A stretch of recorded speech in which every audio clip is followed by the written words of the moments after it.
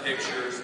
It's going to have everything else that you see in any other wrestling room that we've walked into at the tournaments and the dual meets that we've gone to, where their programs have been around for 25, 35 years.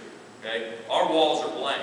So these guys get these little gold things and get these, letters on their jackets, stuff like that. They're also going to get those things on the wall that are going to be here for, as long as I'm here, and ideally for the duration of this wrestling program. These guys are going to be able to walk into this room in a perfect situation when they're 30 years old and see a picture, of them back when they wrestled. State placers get pictures on the wall.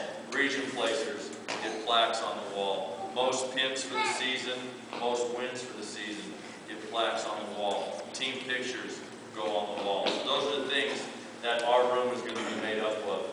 And those are the things that I'm going to be working on in the off season to get ready. Because there is a lot to be said for the ambiance of a room when you walk into it and you know it's a wrestling room. And these guys are going to graduate. Guys and girls are going to graduate and move on. But every other athlete and every other wrestler that comes into this program is going to know what the program's about based on what's on that wall. They're going to know what the expectation is and where the standards have been set based on what's on that wall. So that's what we're trying to do. That's what we're trying to build.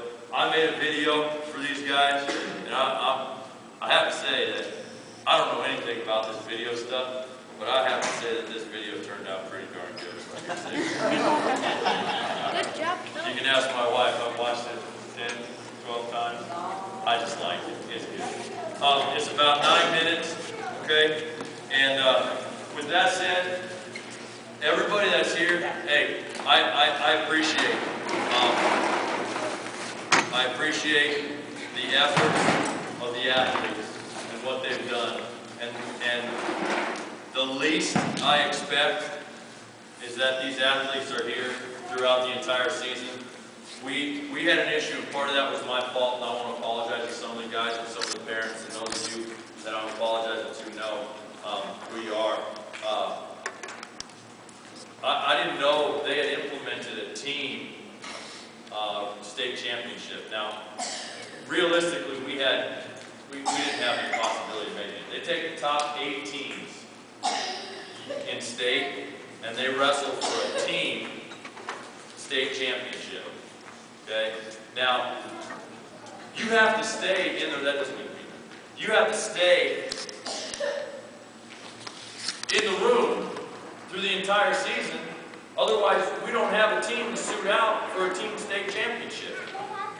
Okay? The season lasts till state's over. It doesn't matter if you don't qualify for state. Okay? And that was partly my mistake. Rhett, I told you guys go ahead and be on your way and move on and do whatever else you want to do. But there's a team state championship. So, I expect anybody that wants to call himself a wrestler, you're going to see this in the video. There's something that I've talked to these athletes about.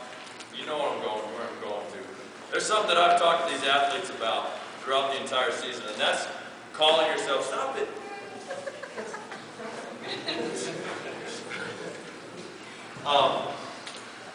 And that's the difference between being a legitimate wrestler or somebody that just puts on the shirt. Okay? You got a lot of guys in a lot of different sports, a lot of different athletes that just want to wear that shirt and associate themselves with something that has a reputation. And I want my guys, I want my girls, I want my athletes in that room to know what it means to be associated with that reputation and to earn it. Don't be a poser. Don't just come to wear the shirt, but actually earn it. Okay? And I think everybody that stayed throughout this entire season has a very clear understanding, which look for me. Has a very clear understanding of what it means to be a legitimate wrestler and what it takes to get there, and we're gonna give them every tool in order to get there. So we got sound on this thing.